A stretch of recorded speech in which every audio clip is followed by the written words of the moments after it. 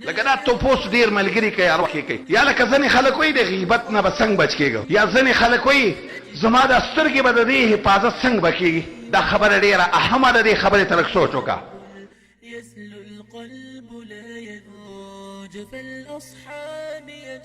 ډیره اهمه خبره دا ده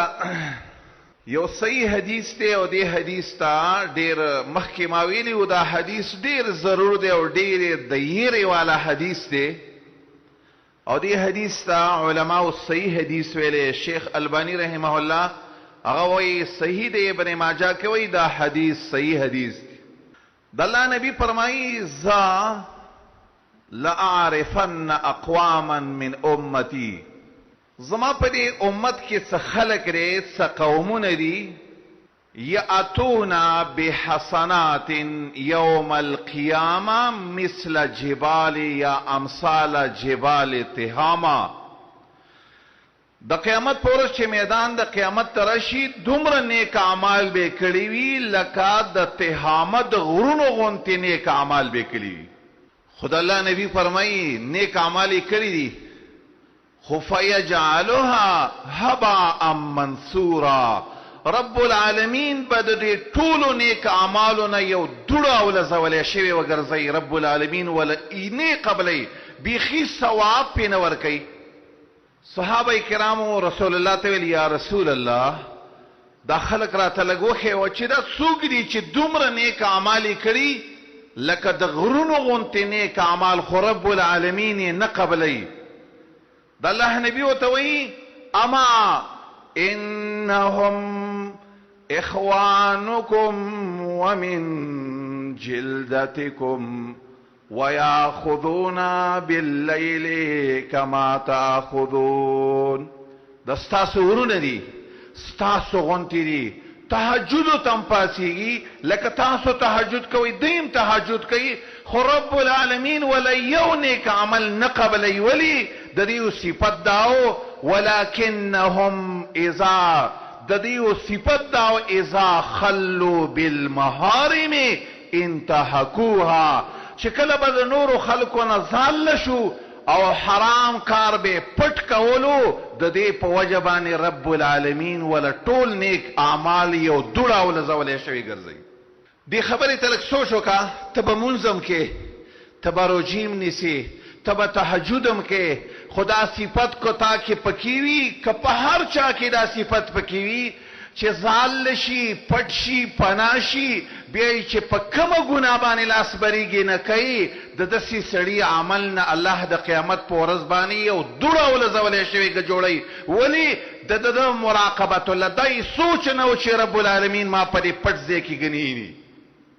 کو شرې دای سوچ وې د به په دې خالي ځای کې په دې ځال لځای کې ګناه نه کولی خو د عقیده داسې ده چې ما الله نه یې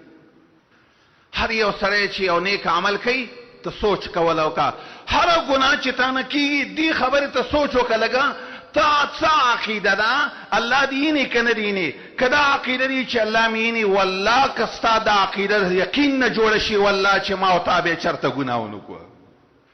ځکه رب العالمین په قرآن کې فرمایي دا ډېر خلک چې ګناهونه کوي که نه د هغو خیال لري ولكن ظننتم ان الله لا يعلم كثيرا مما تعملون د ډیرو خلکو خیال داري الله ته پته نشته زه چې څه کوم رب العالمین مانی نه په دې حال کې کدا عقیده ستانه وي والله کستانه چرته په پټ ځای کې ګناه شوی لکه دا توپوس ډیر ملګری کوي هر وخت کوي یا لکه ځنې خلک وایي د غیبت نه به څنګه بچ کېږو یا ځنې خلک وایي زما د سترګې به د دې حفاظت څنګه به کېږي دا خبره ډیره اهمه ده دې خبرې ته لږ سوچ وکړه مراقبه په ځان کې پیدا کړه مراقبت الله څنګه که دا عقیده دې جوړه شوه ته چې چاته ګوري یو بل ذات دی د هغه سترګې او د هغه نظر په تا باندې ستا د دې نظر نه په دې انسان باندې هغه د باندې مخکې لګېږي دا خبره سوچ وکړه که دا عقیده دې جوړه شوله دا عقیده چې ته چاته ګوري لږ سوچ وکړه ته چې چاته ګوري د دې نه یو ذات مخکې بل دی هغه ستا دې کتلو ته ته چې چاته ګوري د دې نه مخکې ته لیدلی نو د سیدام یاد وساته ته چې د چا غیبت اوري یو ذات شته دی چې هغه ستا دا غیبت تی چې اوري ستا د دې اورېدو نه مخکې هغه اوري ته چې په چا باندې بدنامه لګې ستا د دې خولې نه چې کومه خبره راوځي ستا د دې خولې نه بلا نه راوتلي خو رب العالمین د مخکې نه هر څه لیدلي دي چې ستا د دې خولې نه داسې خبره راوځي